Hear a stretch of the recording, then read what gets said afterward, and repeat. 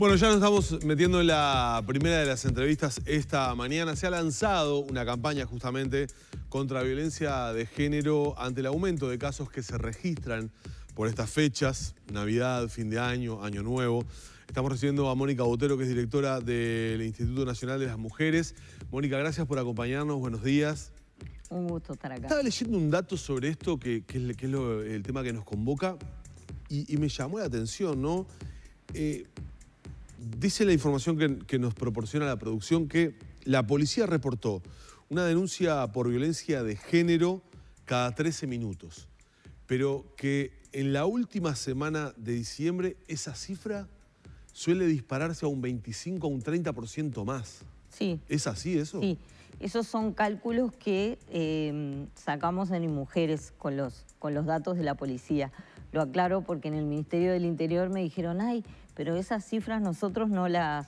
fue un cálculo que hicimos. No, pero dieron reportes de años anteriores. Sí, claro, y nos dio una gran sorpresa comparar la cifra que teníamos del año pasado, mirando diciembre, y bueno, un poco en función de eso es que pensamos hacer una campaña para concientizar a los ciudadanos en estos días sobre los riesgos más altos que se corren, porque bueno, están las emociones como más a flor de piel, hay una intensidad mayor, una tensión mayor dentro de las familias, en muchos casos, en particular cuando se trata de parejas separados con hijos en común, se dan situaciones... Sí, se da una situación de tensión, ¿no? Entre el tema de los chicos con quién pasan las fiestas, de qué manera. Sí, o parejas que rompieron hace poco y entonces esta situación pone en juego determinadas, moviliza, como dicen los psicólogos, entonces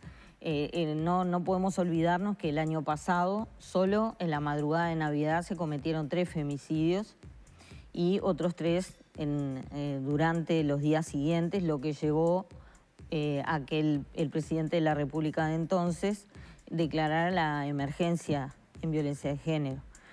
Lamentablemente esa declaración quedó por allí en los papeles porque después, digamos, no se instrumentó, pero bueno, queremos retomar un poco con anticipación, no vamos a evitar una situación que se pueda dar, pero sí llamar a la ciudadanía a que esté atenta, sobre todo porque estas situaciones nunca se dan de golpe. No es que una mujer que sufre un femicidio pasó algo de la noche a la mañana. Seguramente hubo indicios de que esto podía pasar. Hubo amenazas, hubo algunas otras situaciones de violencia previa. Entonces lo que estamos es alertando, no solamente a la persona que puede estar involucrada en una situación así, sino a quienes lo rodean, vecinos, familia. ¿El entorno se tiene que comprometer más en este caso? Sin ninguna duda. Yo creo que... Porque está esa frase instalada, sí, en temas de pareja no te metas. Sí, sí. Por suerte me parece que culturalmente hemos evolucionado desde ese lugar y hemos entendido que la violencia de género no es una cuestión de puertas para adentro, de una familia, es cosa de ellos, yo no me meto. Creo que el movimiento de mujeres desde hace muchos años ha machacado sobre esto. Creo que se suele criticar en estas cosas al manejo que hacen los medios. Yo en esto creo que los medios han sido grandes aliados. Vengo de ahí, lo puedo decir, lo siento ahora desde el otro lado del mostrador. Decir porque es necesario hablar de esto. Los colegas han acompañado mucho este proceso que se está haciendo y que es el de que todos asumamos que este es un problema de la comunidad, no es de puertas para adentro, ni que es una responsabilidad que tenemos todos, porque una mujer que está en una situación así, está en una situación también de gran inferioridad psicológica y física respecto a la otra persona y por lo tanto requiere del apoyo de quienes la rodean. ¿A dónde hay que llamar? ¿Cómo hay que recurrir o cómo hay que proceder tanto para una persona, una mujer que pueda llegar a ser potencialmente víctima de una situación extrema de violencia doméstica o que ya está padeciendo algunos indicios, como para su entorno también. Sí. ¿De qué manera? Te quiero aclarar, Danilo, que sí. hay muchas mujeres. Hay con un énfasis importante en el interior del país, incluso en las zonas rurales, que sufren violencia doméstica de manera crónica, permanente. En algunos casos está tan naturalizado, tanto por ella como por la familia o por la cultura en la que se mueve, que ni siquiera lo puede identificar como tal. Estas conversaciones y el hecho de decirle, mirá que si venís te vamos a creer, pero además te vamos a apoyar, tú no tenés por qué estar sufriendo esto, son cosas que ayudan a no sentirse sola, a no sentirse que sos tú la que estás provocando la situación, bueno, un montón de cosas.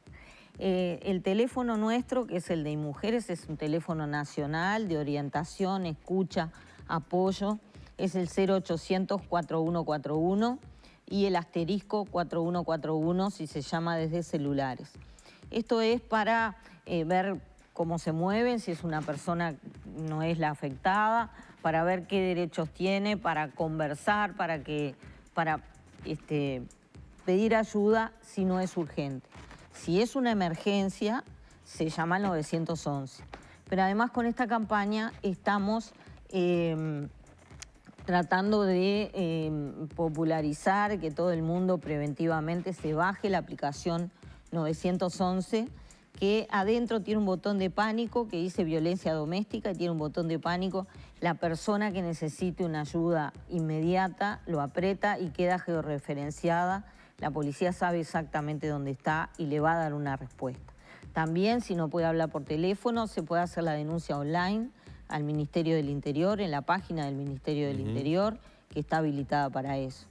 En caso de los niños está la línea azul, el 0800 5050. Porque para muchas víctimas, o para el entorno de esas víctimas que quieren ayudarla, a veces también debe ser un poco difícil el tema de decir, bueno, quiebro definitivamente este cofre de silencio en el que estoy, hago la denuncia, tanto para la víctima o como para su entorno, pero muchas veces, a la mañana siguiente, esa mujer va a tener eventualmente que seguir en ese entorno. No, muchas veces hacer la denuncia implica que va a tener que cambiar su vida de manera drástica. Claro, al denunciar definitivamente... O dejar su casa o iniciar un proceso para que el agresor la deje, la casa, o trasladarse del lugar, cambiar a veces de ciudad, de pueblo, eso implica que los niños tengan que irse. Es muy difícil el proceso, por eso a veces lo más indicado no es la denuncia inmediata. Cuando son situaciones donde no hay un riesgo de vida, lo mejor es que consulte con nosotros, llamando al 0800-4141, le vamos a dar una entrevista con alguien de nuestro equipo, que son psicólogas o una abogada, una trabajadora social, que le van a dar el consejo, buscar la estrategia de salida y dar el apoyo que sea necesario. Claro, para estos casos, por ejemplo... Te aclaro, son 33 servicios en todo el país.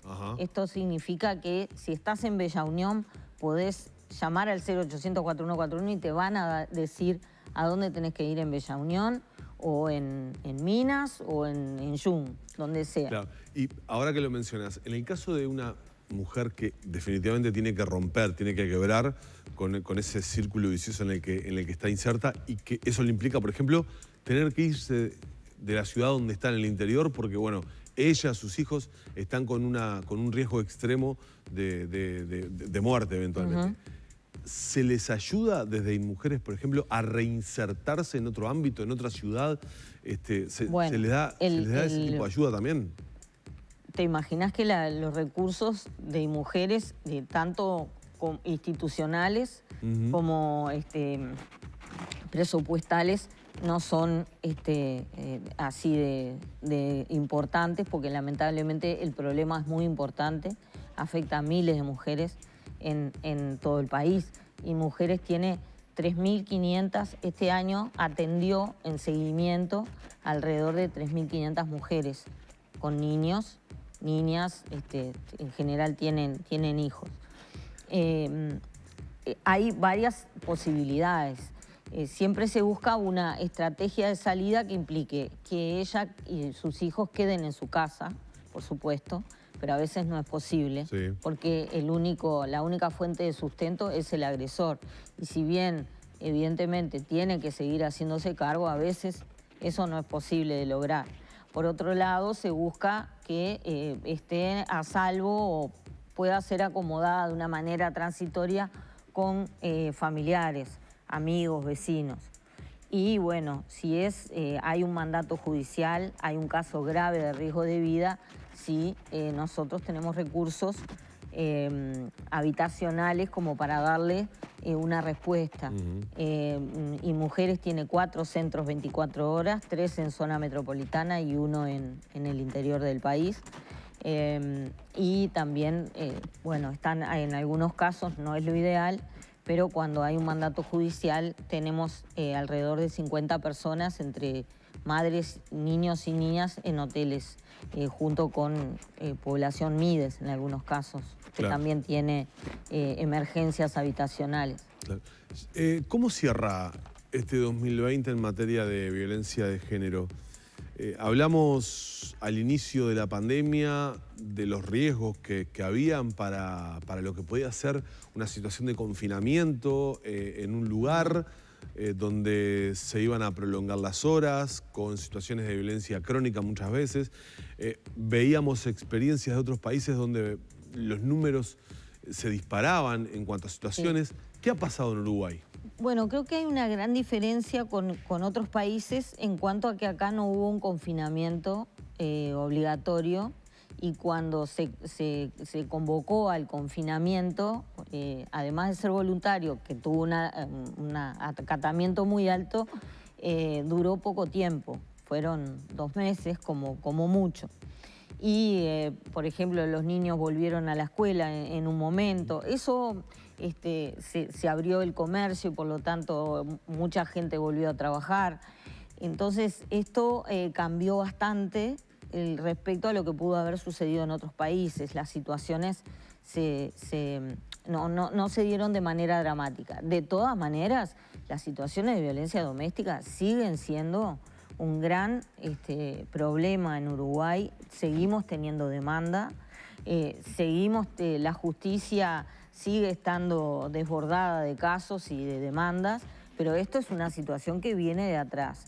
Y a veces es curioso porque resulta hasta paradójico que el hecho de que las denuncias aumenten y de que cada vez más mujeres acudan a pedir ayuda puede ser hasta bueno, porque sabemos que estamos desnaturalizando una situación que en otros casos quizá pasaban en silencio durante años, quizás toda la vida de una persona, y si bien no se cometía el femicidio, aquel disparate que se decía antes, que eran crímenes pasionales y todo eso, pero en los casos en que aún no sucedía el femicidio, era una vida de infelicidad, una vida insegura, con unas condiciones de salud mental y física tremendas, pero sobre todo una perpetuación de esa situación en la experiencia como hijos de las personas que después iban a repetir esas conductas, ¿no? ¿Y qué ha pasado con los femicidios este año?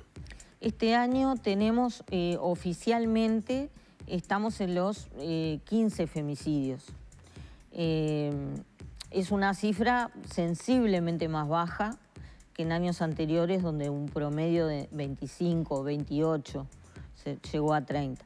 Hay diferencias en los números oficiales del Ministerio del Interior, que son los que te estoy diciendo, con los de las organizaciones sociales, que generalmente no son tan estrictos en la tipificación. Pero notoriamente este año ha sido más bajo, y yo creo que también porque hubo una restricción de la movilidad por otros motivos. No creo que sea por... No es que hay un cambio conductual. No, ni creo que nuestra gestión haya operado de manera... Esas cosas creo que son procesos que llevan un tiempo para que sea un cambio, porque las políticas instrumentan un cambio. Lo que sí creo que es una manera muy efectiva de parar con esto, de aflojar situaciones y quizás, ojalá, hasta de evitar muertes, es hablar de este tema, es hacer lo que estamos haciendo hoy y que también se haga en ámbitos comunitarios, familiares, que se esté alerta en los lugares de trabajo de compañeros, mujeres que puedan estar en una situación de riesgo y bueno, y muchas veces uno dice, ¿por qué no lo dije a tiempo, no? ¿Y la respuesta la justicia está dando la respuesta que ustedes quisieran? Bueno, la justicia está haciendo sus mayores esfuerzos, ¿no? La gente, los profesionales del Estado y también, ni que hablar, los técnicos de las organizaciones no gubernamentales, que son los que trabajan en los servicios nuestros, tienen unos niveles de compromiso muy altos con este trabajo.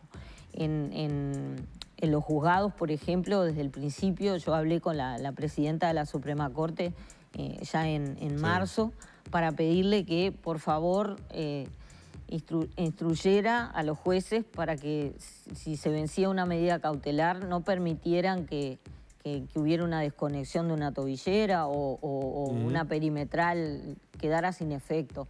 Ella me explicaba, ante mi inexperiencia sobre estos temas, que no podía darle esa instrucción, pero sí iba a ser una acordada, cosa que cumplió, recordándole a los jueces que por favor no dejaran pasar estas medidas, y de hecho eso no sucedió a pesar de la feria sanitaria y a pesar de que los juzgados y las fiscalías estuvieron cerradas mucho tiempo. La unidad de víctimas de fiscalía también estuvo muy comprometida con el tema. El problema es que, bueno, primero, no se han podido crear, bueno, se van a crear 3 de los juzgados especializados que marca la ley de violencia, y creo que tenemos que trabajar mucho en el Consejo Consultivo de Violencia con los operadores de justicia para que se entienda que la violencia de género y en particular la doméstica es hoy una rama de la justicia y una especialización del derecho sobre la que tenemos que trabajar y tenemos que formar a jueces y a todos los que trabajamos en este tema, que continuamente estamos requiriendo formación. Tengo que ir cerrando la entrevista. Este año se conoció la segunda encuesta nacional de prevalencia sobre violencia de género. ¿Qué datos gruesos te dejó ese trabajo? Bueno, que casi el 80% de las mujeres uruguayas en algún momento de su vida sufrió violencia de género. Es una barbaridad.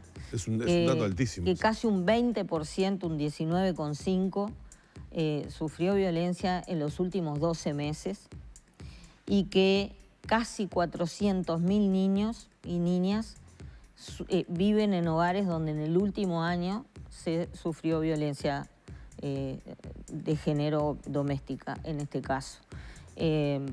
Por eso fue que, viendo estas cifras, el 25 de noviembre, el día que se conmemora la lucha contra la violencia de género, hablé con las autoridades de la educación y el propio Robert Silva me acompañó en el acto, donde también estuvo el presidente de la República y, por supuesto, la vicepresidenta de la República, que es quien lidera estos temas en el gobierno por su compromiso de tantos años, y el doctor Silva adelantó que van a cumplir el mandato de la ley 19.580, que indica que las autoridades de la educación tienen que incluir en su currícula, destinar horas a formar en prevención y en detección de violencia, tanto a docentes, que es algo que se venía haciendo, como la currícula educativa, que se va a incluir en el programa de los liceos modelos que se van a iniciar este año.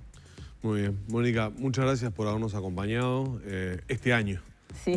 No esta mañana, sino este año, porque te hemos convocado muchas veces en este 2020 tan accidentado que hemos tenido, y siempre has tenido la amabilidad de acompañarnos para hablar de estos temas, de lo que yo coincido con vos, tenemos que repetir una y otra vez, ¿no? Para bueno, en definitiva, tratar de mejorar en este aspecto. Ojalá tengamos un 2021 mejor. Bueno, gracias a ustedes y al compromiso de Canal 10, que desde el día 1 en sus informativos y en sus programas ha abordado este tema. Siguen usando el banner donde ponen el número de teléfono al que dirigirse. Para nosotros es un apoyo muy importante. Los medios son fundamentales en esto. Gracias. Gracias, Mónica. Cerramos la entrevista con Mónica Botero.